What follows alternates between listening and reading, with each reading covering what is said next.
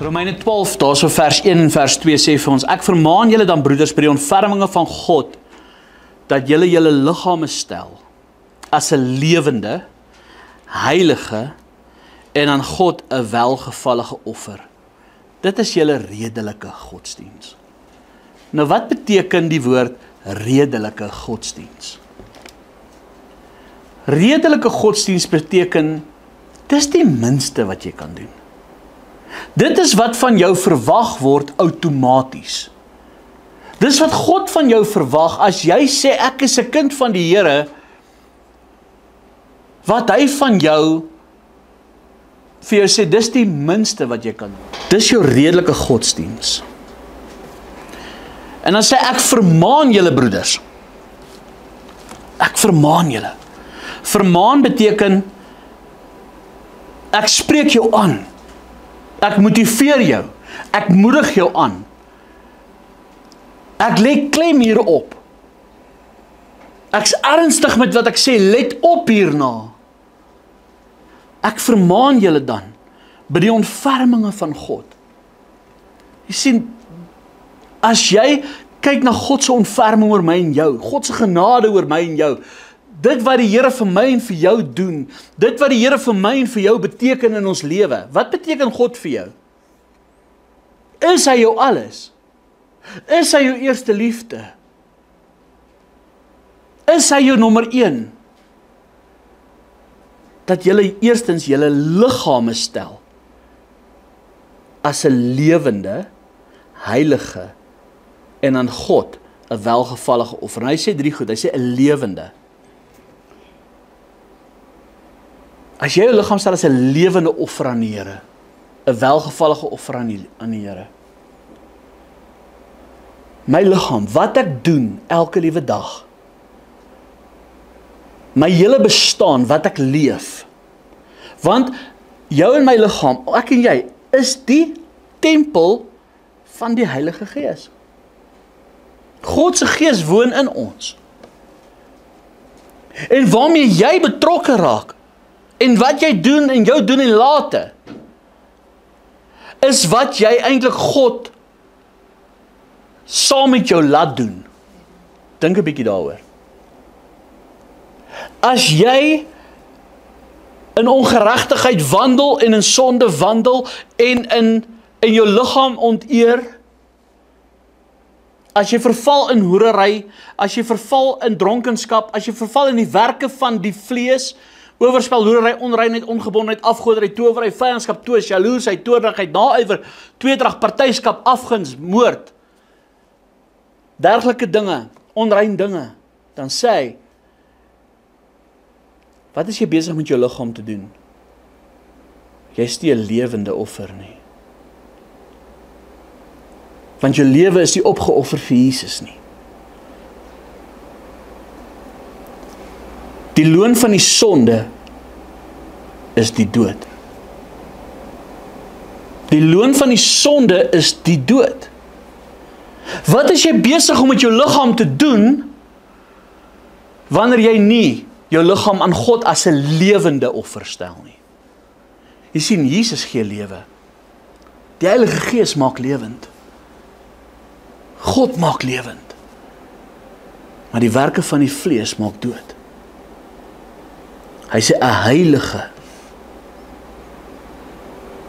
Jy sien, God wil hê ek en jy moet heilig lewe.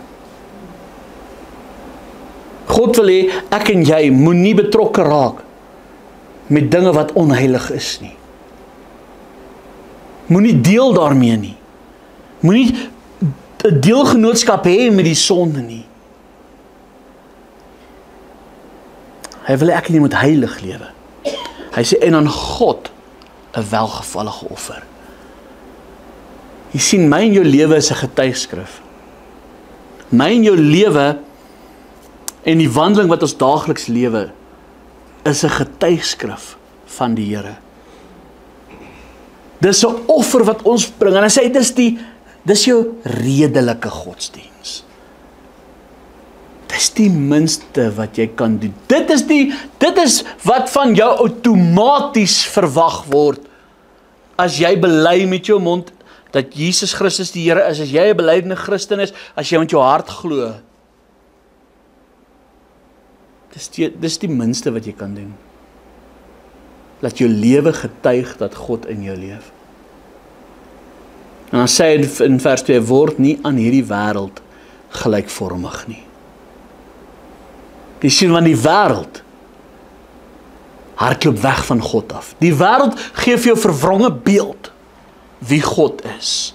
Hy gee vir jou 'n verwronge beeld van wat Christendom beteken. Die wêreld gee vir jou 'n verwronge beeld wat aanneemlik is, wat aanvaarbaar is. Die wêreld se heilig en God se heilig is twee verskillende goed. Die wêreld se lewende offer is anderste as God se. Want die wêreld sê vir jou jaag na die vlees. Jaag na die begeertes van die vlees. Jaag na die ongeregtigheid, jaag na onheiligheid. Jaag na onreinheid. Raak betrokke daarbey. En weet julle hoe maklik is dit om daarin te verval? Hy sê word in hierdie wêreld gelyk. Want hierdie wêreld gaan vergaan. Hierdie wêreld gaan vernietig word. Hy sê maar word verander deur die vernuwing van julle gemoed binne in jou gees. Sodat julle kan beproef wat die goeie en die welgevallige en die volmaakte wil van God is. Jy sien, die ware kind van God sal altyd vra, Here, wat is u wil? Here, wat is u wil in my lewe? Wat is u doel? Wat is u rigting? Wat is u plan in my lewe? Wat wil die wêreld doen? Hy wil jou fokus wegvat van dit af. En ek wil hê, jy moet my jou Bybel oopmaak daarso in die boek van Johannes. Ons gaan in 3 gedeeltes van die woord hoofsaaklik lees. Ek kan vir my oopmaak in Psalm 37, Psalm 73, so is maklik Psalm 37, Psalm 73 en dan Johannes 21. Ons gaan eers lees in Johannes hoofstuk 21. Die wêreld het die vermoë om ons fokus te draai.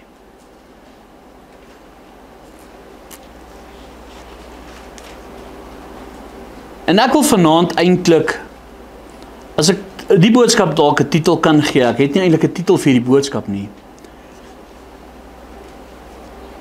Maar ek wil dit eintlik noem, volg my. Volg jy my? Dit is nie 'n vraag nie, dit is 'n waar God sê, volg jy my?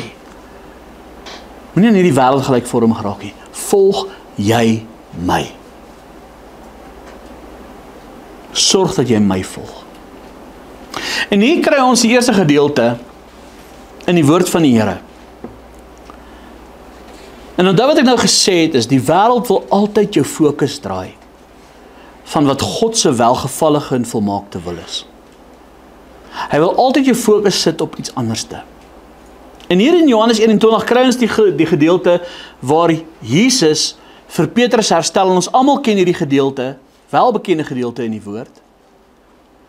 Maar ek wil fokus op 'n klein stukkie van hierdie gedeelte. Ek wil hê ons moet daarso lees. Dis nadat Jesus hom vir Petrus herstel het, daarso vanaf vers 15 af, waar Jesus aan hulle verskyn het en Jesus herstel vir Petrus. Hy vra hom 3 maal, Petrus, het jy my lief? En daarso in vers 18 vertel hy vir Petrus, en ek wil hê ons gaan optel al vanaf vers 18. So Johannes 21 al vanaf vers 18. Hy sê, nadat Jesus vir Petrus herstel het, waar hy vir hom gesê het, laat my skape wei, sê hy die volgende woorde vir Petrus: Voorwaar, ek sê vir jou, toe jy jonger was, het jy jouself gegord en rondgegaan waar jy wou. En dan stop dit eers gou daar. So Petrus het 'n lewe geleef los van die Here, weg van die Here. Hy het gedoen wat hy wil, hy het sy eie pad gevolg, sy eie kop gevolg. Maar Jesus sê vir hom, jy het so geleef. Hy sê, maar wanneer jy oud geword het, sal jy jou hande uitsteek en 'n ander een sal jou gord en bring waar jy nie wil wees nie. So hy sê vir Petrus, my wil vir jou gaan wees en my plan vir jou gaan wees, hulle gaan jou vang, jy gaan in gevangenskap wees, as jy oud geword het.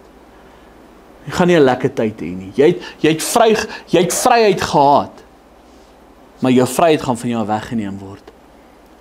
Hy gaan verder, hy sê, en dit het hy aangesê om aan te dui deur hoedanige dood hy God sou verheerlik. Nou weet ons van Petrus wat gebeur het, was toe hy gesterf het hulle vir Petrus ook gekruisig. Maar, hulle het hom middeldeur gesaag.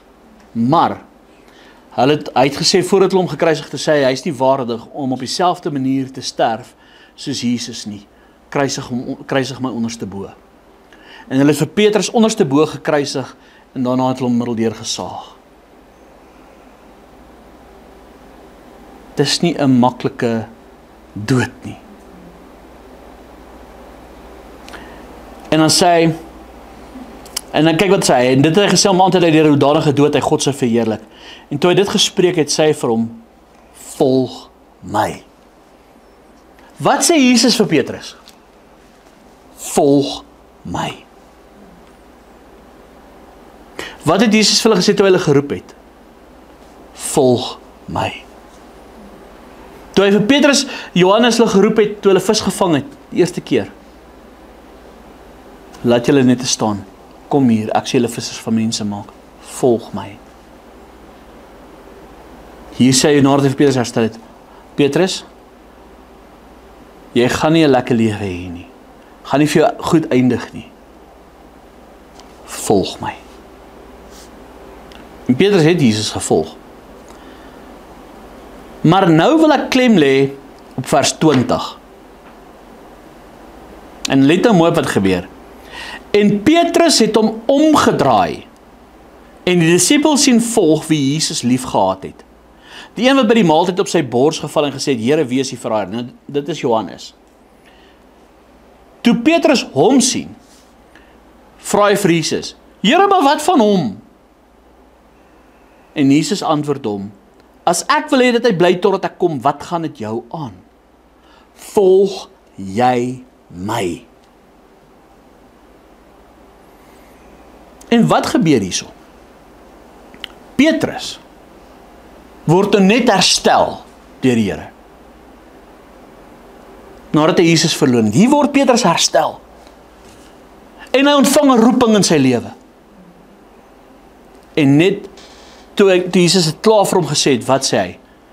Petrus het hom omgedraai en na Johannes gekyk. Jesus was voor hom. Hy het hom weggedraai en na Johannes gekyk. Maar Here, wat van hom? Wat van hom? Hoekom sê u nie vir hom al hierdie slegte dinge nie? Ek gaan nou 'n baie erge dood sterf. Ek gaan in gevangenskap wees. Ek gaan 'n swaar tyd hê. My vryheid gaan van my weggevat word. Maar wat interessant is van Johannes is die enigste apostel wat 'n natuurlike dood gesterf het. Hulle het hom probeer doodmaak, hulle het hom in 'n pot kokende olie al gegooi en alreeds as ek dit begoed, maar hy het nie gesterf nie. By een van die dag toe was hy in ballingskap gewees op die eiland Patmos, waar hy die Openbaring ontvang het en die brief van Openbaring, die boek van Openbaring geskryf het. En hy is dood van ouderdom, maar Jesus sê basies vir Petrus, Petrus draai hom om, hy kyk na Johannes, maar Here, wat van hom? En Jesus sê, wat gaan dit jou aan? Petrus, wat gaan dit jou aan wat se pad ek met hom stap? Volg jy my? Weet jy wat, ons het die geneigtheid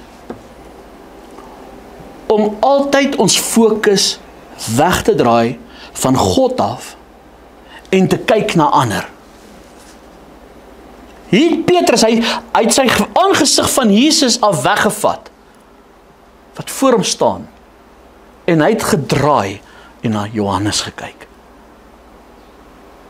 Jy sien, ons weeg ons baie male self op teen ander. Ons soek baie male ons roeping in ander. Ons vergelyk onsself baie male met ander. Ons wil ook 'n pad baie male stap soos ander. Maar God sê, jy moet God dien. Dis jou redelike godsdiens. Jou liggaam moet 'n welgevallige offer wees aan die Here. Jy moet oorgegee wees aan die Here. Jesus sê, volg jy my. Ek roep jou. Johannes het 'n ander roeping in sy lewe. Hy het 'n ander plan, hy het 'n ander pad, hy het 'n ander rigting. Weet jy wat, baie male kyk ons vas in dit. En 'n tweede geval, gaan ons saam na Psalm 73 toe. Wat ons hierby kry, is hier in Psalm 73, kry ons vir Asaf.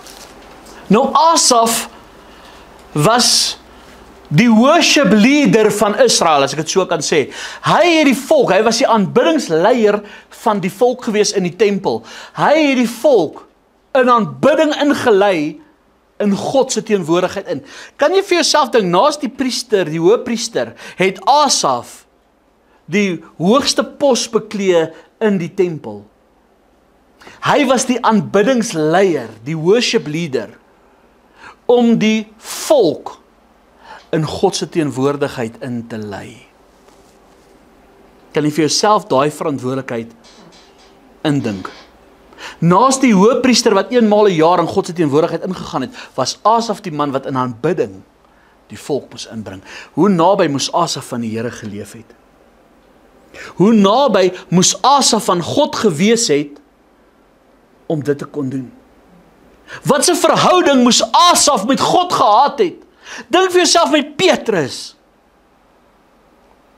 Ons verstaan, Petrus het Jesus werklik lief gehad. Hy het genuine Jesus lief gehad. Dit was die verskil tussen Petrus en Judas. Judas het Jesus verag. Petrus het Jesus lief gehad. Maar Petrus was bang vir mense. Hy het gekyk na ander. Hy het wat vir hom saak gemaak het, is mense se opinies oor hom en van hom. He was a bit of a people pleaser. Hy kyk na Johannes, maar Here, wat van hom? Hy draai weg van Jesus af. Wat nou net herstel is? En Jesus ruk hom terug in die reality. Hy sê, Petrus, voordat jy weer wegstap van my af, volg jy my. Hou op kyk na ander. Petrus, jy het my verloon omdat jy gekyk het na ander.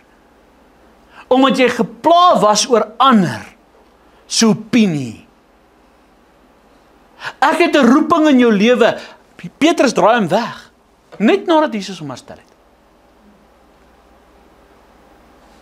Maar Jesus ruk op terug in reality en sê vir hom, Petrus, volg jy my. Hou op om 'n ander ou se roeping te loop. Hou op om jou te vergelyk aan Johannes. Want eintlik wat Petrus vir hom vra, Here, is Johannes dan nou belangriker as ek? Is hy meer geliefd? Is hy meer geseënd? Here, gee U vir hom meer voordeel? Doen hy dinge wat U meer behaag as ek? Hoekom kry ek hierdie slegte nuus en hy nie? Jesus sê vir hom, Petrus, my pad met hom is nie dieselfde as met jou nie.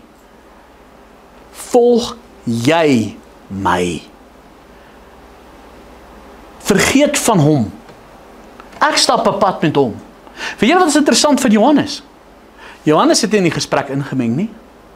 Johannes het stil gebly. Hy het niks gesê nie.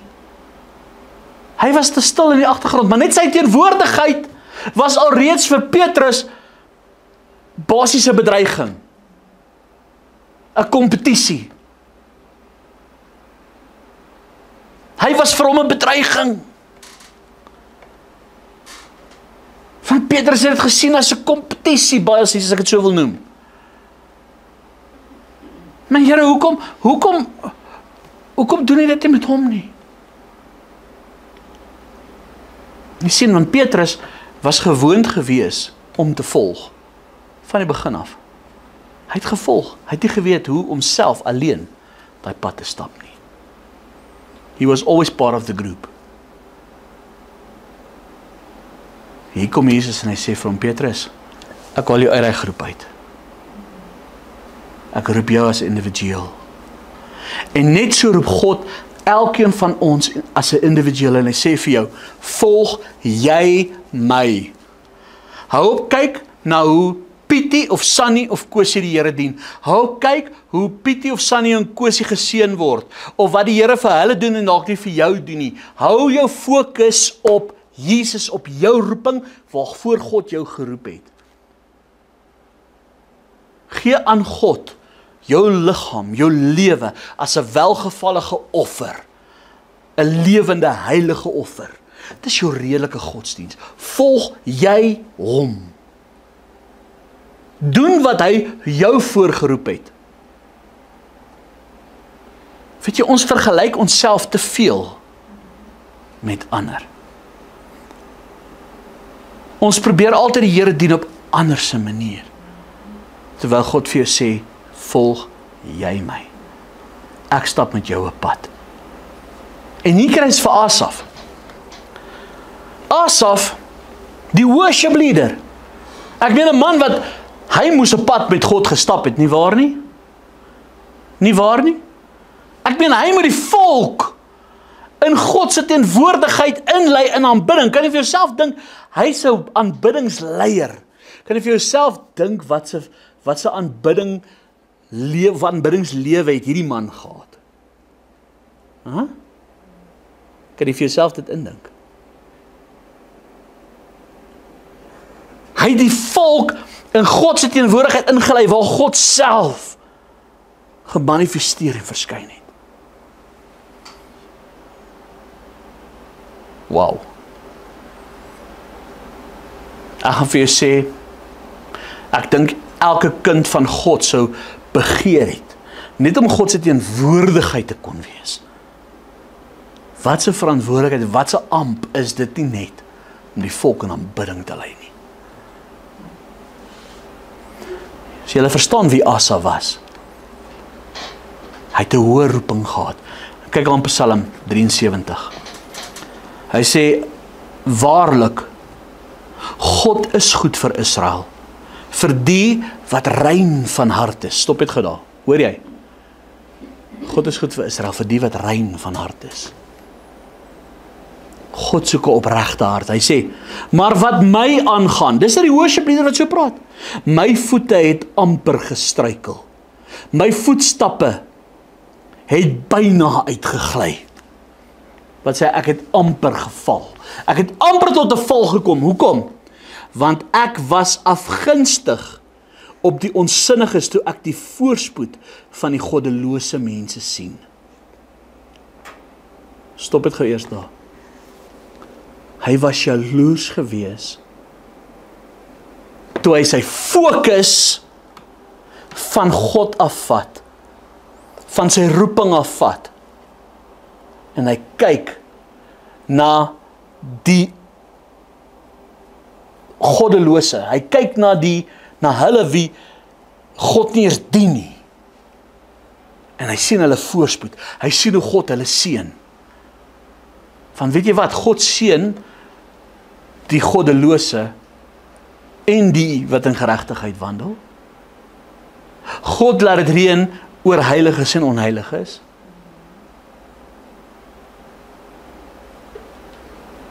En hy kyk na hulle. Hy draai sy fokus weg. Nes Petrus. Maar Here, wat van hulle? Here, hoekom kry hulle dit? Ek is die worship leader. Ek is basies die mynpikke wyn in die pakkie. Ek stap met 'n pad. En ek kyk na hulle.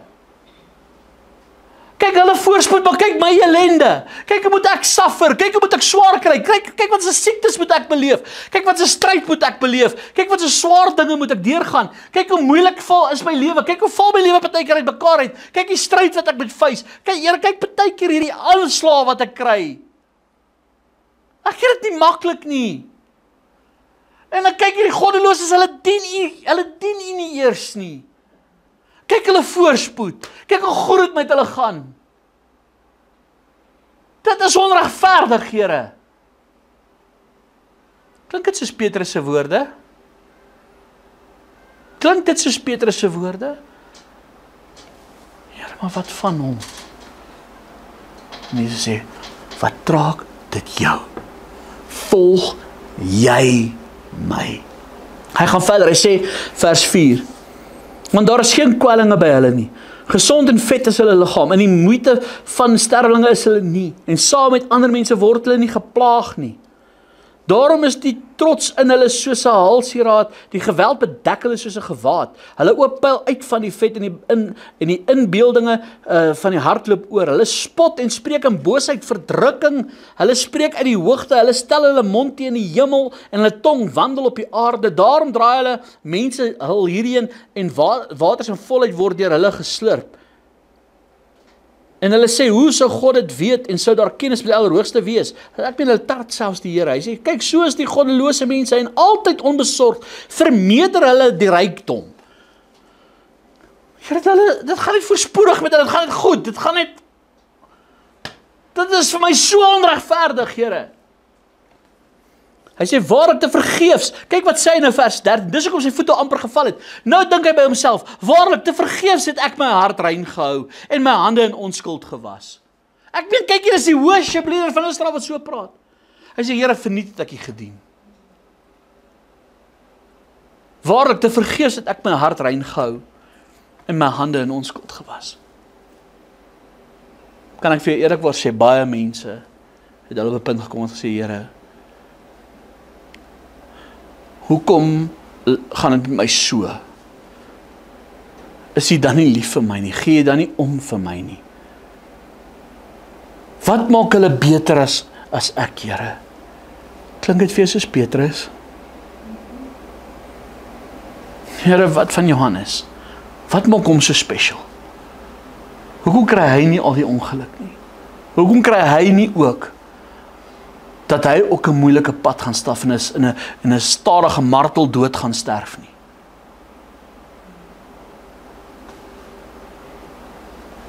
Waarlik te vergeefs het ek my hart rein gehou en my hande in onskuld gewas. Die hele dag tog is ek geslaan en my tugtiging was daar elke môre. Dag vir dag het daar verbygegaan waar daar nie stryd was nie. Nee. Sê, as ek gesê het, ek wil ook so spreek, dan sou ek ontrou wees aan die geslag van die kinders. Vers 16, maar kyk hier, toe kom hy tot sy sinne. Toe het ek nagedink om dit te verstaan, maar dit was moeite in my oë, wat sê, ek kon nie verstaan het, Here, hoekom nie. Ek kon nie verstaan, hoekom U dit so doen nie. Maak jy vir my sien, sê. Hy sê, vers 17, totdat ek in die heiligdomme van God ingegaan en op hulle einde gelet het. Jy sien, dat het tot sy sinne gekom. Here, totdat ek stil geword het, my fokus weggevat het van hulle af, dit teruggeplaas het by U. En U gesoek het. U plan gesoek het. U raad gesoek het. Toe kyk ek na hulle einde. En ek sien wat gaan met hulle gebeur. En ek sien waartoe hulle op pad is. Hy sê, totdat ek op hulle einde gelet het, waarlik, U stel hulle op gladde plekke. Wow. U stel hulle op gladde plekke. Een of ander tyd gaan hy mat onder hulle uitgetrek word. Een of ander tyd gaan hy voete struikel. U laat hulle in pyn val. Hoe word hulle in 'n oomblik 'n voorwerp van verbasing? Vergaan hulle, raak hulle tot niet deur verskrikkinge. Soos 'n droomnaar dat 'n mens wakker word, o Here, so verag U as U opwaak hulle beeld. Toe het my hart bitter gestemd en ek in my niere geprikkel was. Toe was ek dom en het niks geweet nie. Ek was 'n dier by U. Nogtans is ek altyd dier by U. U het my regterhand gevat. U sal my lei deur U raad en my daarna in heerlikheid opneem. Kan jy sien wat hier Jesus vir Petrus gesê? Volg jy my. Ek het 'n plan vir jou. Ek stap die pad saam met jou, Petrus. Dis nie te sê, ek is vir Johannes liewer as vir jou nie. Dis nie te sê, ek ag hom hoër as jy nie. Dis nie te sê, ek gee vir hom meer guns as vir jou nie. Petrus, jy gaan God verheerlik deur wat jy doen, wat se plan ek vir jou het. Jou pad en sy pad is nie dieselfde pad nie. Weet julle wat is die wonderlike ding as ons kyk? Toe Petrus terugdraai en weer Jesus voor hom stel en Jesus volg, kan ek vir jou iets sê, vanaand sit ek en jy hier as gevolg van Petrus wat sy fokus teruggedraai het na Jesus toe. Want Petrus was die vader, as ek dit so kan noem, van die eerste Christelike kerk. Hy het op Pinksterdag die eerste bekeringsboodskap gepreek met die uitstorting van die Heilige Gees, waar 3000 Jode tot bekering gekom het, waar die Christen kerk gebore is.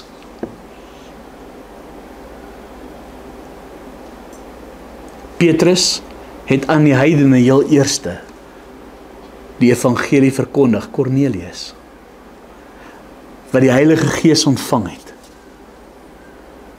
Dit was die begin van my en jou, omdat hy sy fokus teruggeplaas het op Jesus. En daarin toe hulle hom die dag gevange neem en hom wil kruisig soos Jesus, toe kon hy met eerbied sê, ek is nie waardig om soos my Here te sterf nie. Kruisig my onderste bo. He embraced the cross. Dit was vir hom die grootste verheerliking wat hy vir God kon gee. Want hy het sy fokus teruggedraai na Jesus toe. Baie saam met my na Psalm 37 toe.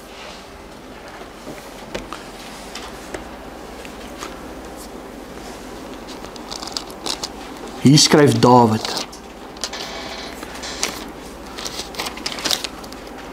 Psalm 37, wees nie toornig op die kwaaddoeners nie, beny hulle nie wat onreg doen nie. Nou wat hy daarby bedoel is, as hy sê, wees nie toornig op die kwaaddoeners nie, beteken hy, moenie vir God kwaad word oor hulle nie.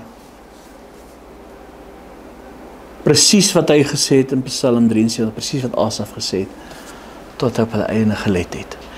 Hy gaan verder, hy sê, want soos gras sal hulle gou verwelk, soos groen grasspruitjies sal hulle verdroog. Maar nou kom sy woorde waar die Here vir ons sê, vertrou op die Here en doen wat goed is.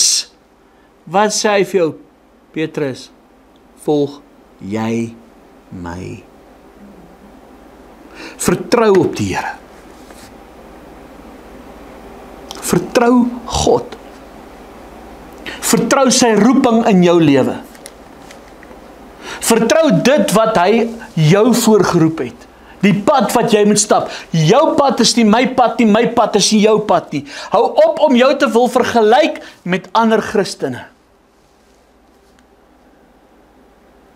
We are not the same, because we are on the same route, but not on the same journey.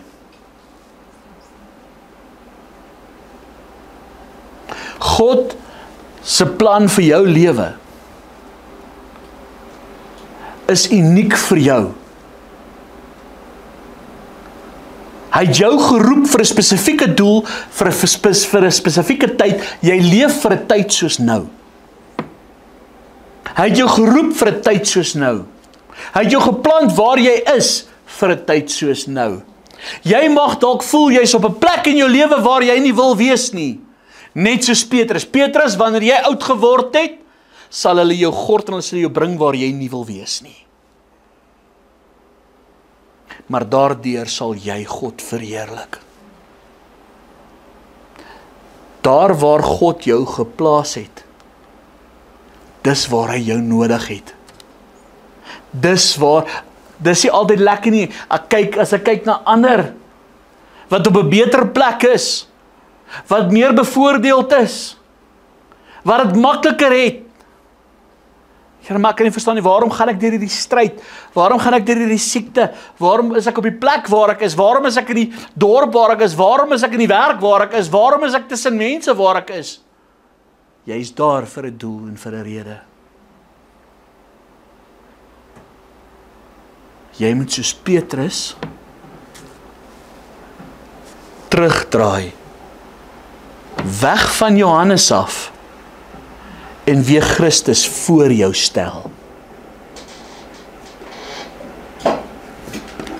Vertrou op die Here en doen wat goed is. Bewoon die aarde en beoefen getrouheid. Wat het ons gelees in Romeine 12? Julle moet julle liggame aan God stel as 'n heilige, lewende en welgevallige offer. En verlustig jou in die Here. Dan sal hy jou gee die begeertes van jou hart. Laat jou weg aan die Here oor. Vertrou op hom en hy sal dit uitvoer. Weet jy wat is die moeilikste ding? Is daar waar jy geplant is om God te vertrou. Veral as jy kyk na die rondom jou en jy voel soos Asaf. Here, ek dien U. Maar ek het hierdie siekte in my lewe. Ek het hierdie stryd. Ek het hierdie tekortkominge. Ek het hierdie moeilike omstandighede. Here, ek sit in hierdie vuur. Ek sit in hierdie, weet jy wat, jy fokus te veel op ander mense. Jy fokus te veel op wat hulle bereik, op wat hulle besit, op wat hulle verwerf, op wat hulle doen. Weet jy wat sê, wat is een van die 10 gebooie onder andere? Moenie begeer nie.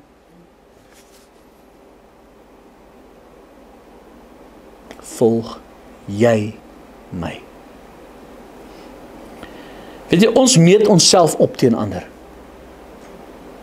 Ons meet onsself teenoor ander se roeping. Teenoor ander se lewens.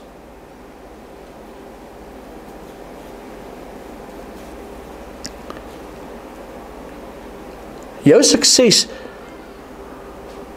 word nie bepaal om ander te uitpresteer nie. Weet jy wat bepaal jou sukses? Jou gehoorsaamheid en onderwerping aan God se wil en se plan.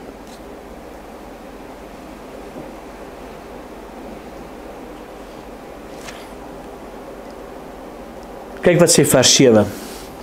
Psalm 37 vers 7. Swyg voor die Here en verwag hom. Wow. Tulawena. Swyg voor die Here en verwag hom. Weet jy wat, ons praat onsself baie male weg van God af, weg van sy plan af. Ons praat onsself uit ons roepings uit. Ons murmureer en ons kla onsself uit die wil en plan van God uit. Want ons fokus is weg van Jesus af. En dan begin ons dinge te praat, dinge te sê. Ek raak afgunstig, ek raak kwaad, ek raak kwaad vir die Here, ek uiter goed dat ek nie moet nie. My hart word 'n moordkuil. Ons verwag nie God met opdaag in ons omstandighede nie. Ons vra liewerste Here, hoekom daag jy op vir hulle, maar nie vir my nie? Jy sien, dis die stryk wat die duiwel wil hê jy moet doen. Want hoe meer jy praat, hoe meer jy murmureer, hoe meer jy fokus op ander dinge, hoe minder sien jy Jesus voor jou raak. Ja, jou herstel. Ja, hy het jou gered. Ja, hy het vir jou roeping. Maar jy draai, maar Here, wat van hom? Jesus is nie meer voor jou nie.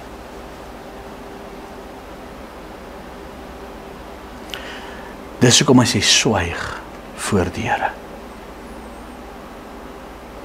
En verwag hom. Ek wil vir jou sê, om God te vertrou, veral as dit by jou, by die plan en by die roeping van Here kom, maar ek weet nie wat is God se plan en roeping nie, dis juis wanneer jy hom vertrou, dis juis wanneer jy hom vertrou, juis wanneer jy nie weet wat sy plan en sy roeping is nie. Petrus het nie geweet wat Jesus se plan en roeping is in sy lewe nie. Maar toe die geleentheid opdaag, toe was Petrus daar.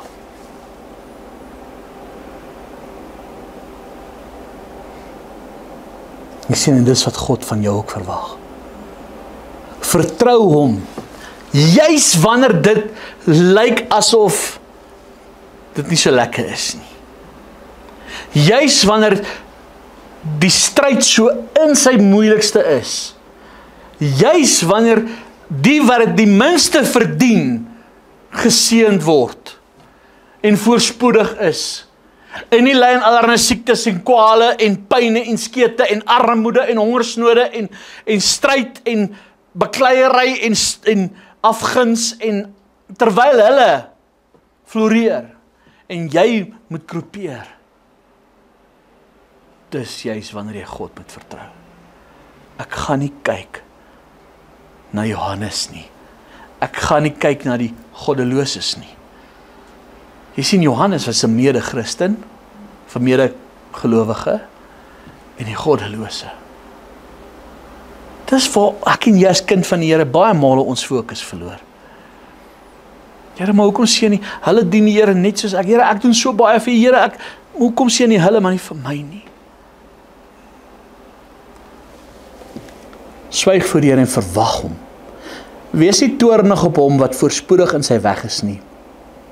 Op die man wat listige planne uitvoer nie. Laat staan die toorn en verlaat die grimmigheid. Wees nie toornig nie. Dis net om kwaad te stig. Kyk wat sê vers 9, want die kwaaddoener sal uitgeroei word. Wat het ons dinge gelees? Asaf het gesê, Here, tot ek op hulle einde gered het. Tot ek gesien het wat hulle uiteinde van die saak was. Here, ek sien U het 'n doel en 'n plan vir my lewe, en God se doel en plan vir jou lewe is om vir sy koninkryk bruikbaar te wees.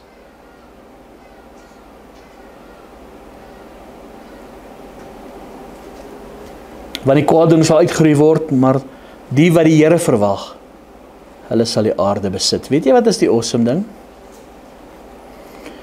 Kyk wat sê vers 10, nog net 'n klein rukkie en die goddelose sal daar nie wees nie. Ja, jy sal ag gee op sy plek, maar hy sal daar nie wees nie. Die ootmoediges daarteen sal die aarde besit en hulle verlustig oor groot vrede. Jy sien, daar gaan 'n dag kom, wanneer jou stryd ook God gaan verheerlik. Wanneer jou moeilike dag, en jou moeilike tyd wat jy beleef het, ook God sal verheerlik. En tot eer en verheerliking van sy koninkryk sal wees. Dis die dag wanneer Jesus opdaag. Wanneer jy hom verwag. Jy sien, die duiwel ken die mens. Hy weet hoe om hulle weg te trek van die Here af. Al wat hy doen is, hy wek 'n bietjie begeerte op. Hy wek 'n bietjie hoogmoed op. Hy wek 'n bietjie trots op. Hy weet dat die mens ook belangrik wil wees, ook iets wil wees, ook iets wil bereik, ook hy weet dat die mens se hart begeerig is om ook raak gesien te word. Nes Petrus. Here, wat maak hom belangriker as ek? Hoekom kry hy al die goeie goed? Ek dink die ander disippels wat daarby was, het daar ook gestaan en geluister en gesê, hoorie, so Petrus het 'n punt. Ek glo nie, hy was die enigste wat so gevoel het nie.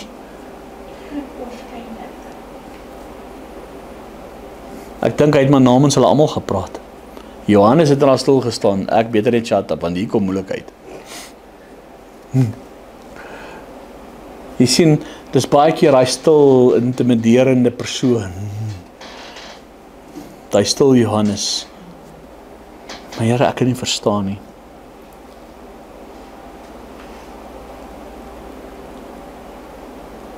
Kyk also wat sê vers 12 in Psalm 37. Die goddelose bedink listige planne teen die regverdige en knars met sy tande teen hom.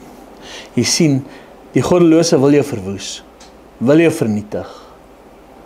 Maar kyk vers 13, die Here lag oor hom, want hy sien dat sy dag kom. Die grootste vyand wat jy kan beleef, en ek preek dit baie, is nie as die duiwel jou vyand is nie, maar as die dag, as God jou vyand is.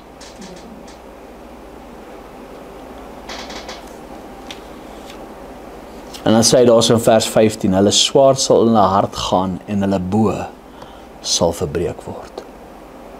Nou kyk vers 16, 'n klein bietjie is vir die regverdige beter as die rykdom van baie goddelose. Dis hoekom die Bybel vir jou sê, maak vir jou skatte in die hemel bymekaar. Nie op hierdie aarde nie. Maak vir jou skatte in die hemel bymekaar. Hou jou fokus op Jesus. Hierdie wêreld gaan verby. Hierdie tyd gaan verby. Dit gaan nie vir ewig elendig met jou gaan nie. Dit gaan nie vir ewig met jou swaar gaan nie. Ja, terwyl jy op hierdie aarde leef, gaan jy swaar tye beleef. Dis uitgemaakte saak. Hy wie godsvrugtig wil lewe, sê die woord van die Here, sal vervolg word. Jy sal gehaat word. Jesus sê, julle sal gehaat word deur mense. As hulle hom gekruisig het, wat dink jy gaan die wêreld met jou doen? As hulle Jesus in sy gesig gespoeg het, sy baard uitgetrek het, as hulle hom oorgelewer het, hom bespotlik gemaak het aan 'n kruis, as hulle vir hom, en ek wil dit 'n grafiek vir jou maak, toe hulle vir hom daai bitter asyn gegee het om te drink, weet jy wat het hulle vir hom gegee? Daar het hulle openbare toilette gehad, die Romeine, en dan in daai water wat hulle gehad het, hulle asyn gegooi, met speserye om die reuk en die goeders te bedek. Dan het hulle 'n stok gehad met so spons vooraan, waarmee wat hulle gedeel het onder mekaar, waarmee hulle self skoon gemaak het. Hulle het daai water vir Jesus gegee om te drink. Hulle het vir hom gesê, jy is laer as menslike drek. Dis die bitter asyn wat hy nie wou geneem het nie. As hulle dit met hom gedoen het, wat dink jy gaan die wêreld met jou doen?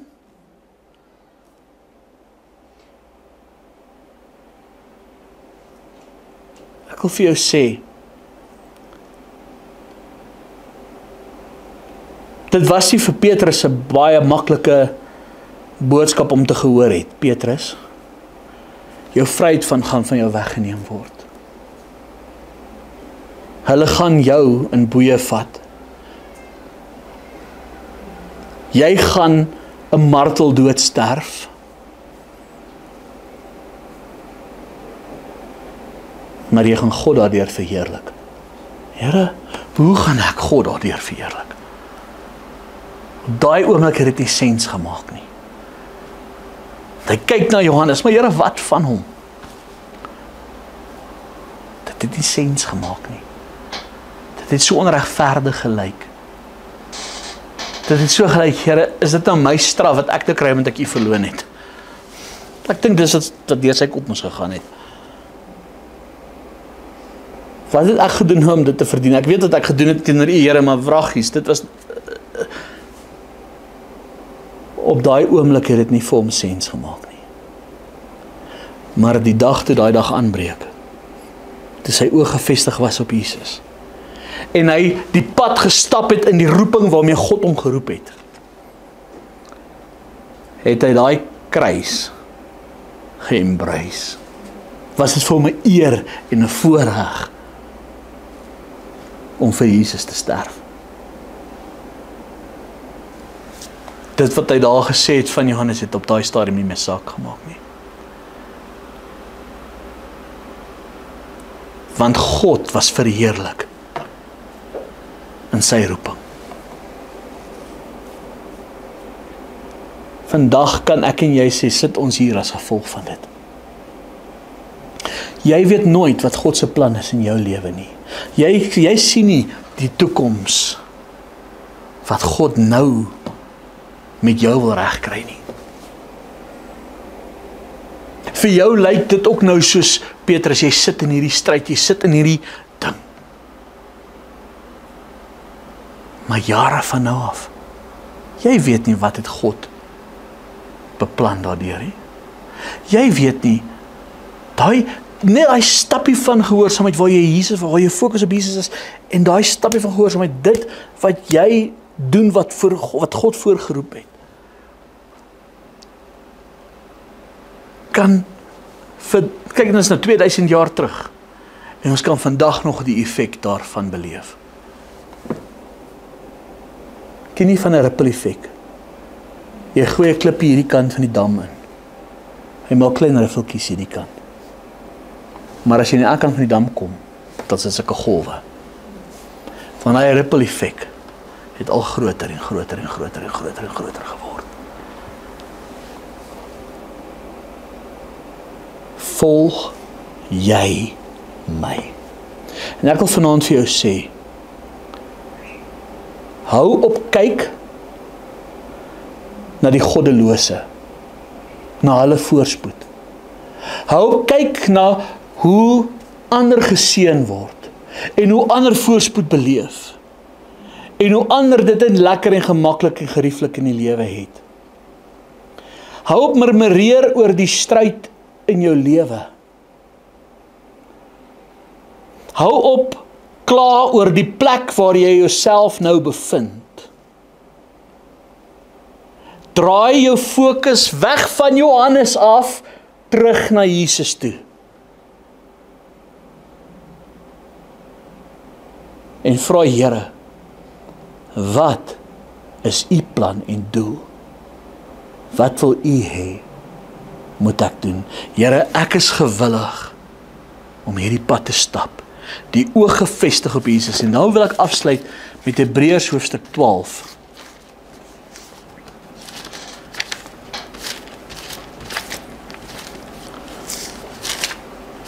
Hebreërs daar in die 12de hoofstuk. Vers 1. Daarom dan, terwyl ons so 'n groot wolk van getuies rondom ons het, laat ons ook elke las aflê, en die sonde wat ons so maklik omring. Wat het ons gelees in Romeine 12 vers 1 en 2?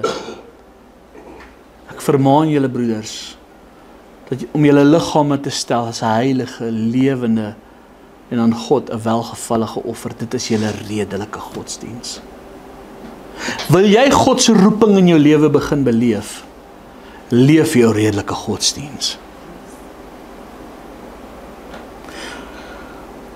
Hy sê, terwyl ons so groot wolk van getuies rondom ons het, laat ons ook elke las aflê en die sonde wat ons so maklik omring, en met volharding die wedloop loop wat voor ons lê, die oog gefestig op Jesus, die leidsman en die volëinder van die geloof. You know what? Jesus brought you to it. He will make you finish it. He will let you finish it. Hy is die volëinder van die geloof. Op die einde van die dag gaan dit of jou roeping hom behaag het of nie. Kom ons hou op om die mens te behaag.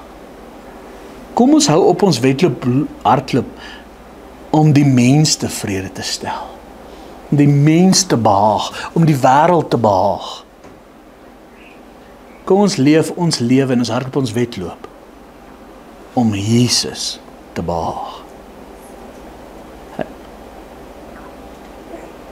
Op die einde van die dag, al wat saak maak, al wat gaan saak maak. Het ek Jesus? Het ek die pad geloop, het ek sy roeping in my lewe voltooi? Jy lewe vir 'n tyd soos nou. Jy is geplant waar jy is vir 'n tyd soos nou, en die Here wil jou gebruik in 'n tyd soos nou.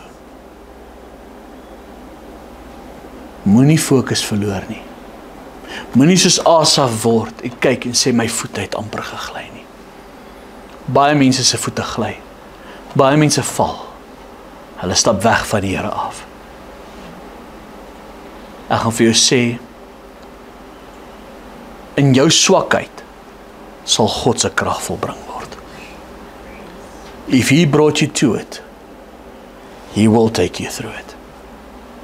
En hy sal jou nooit begewe en jou nooit verlaat nie. Swyg en vertrou die Here. Amen.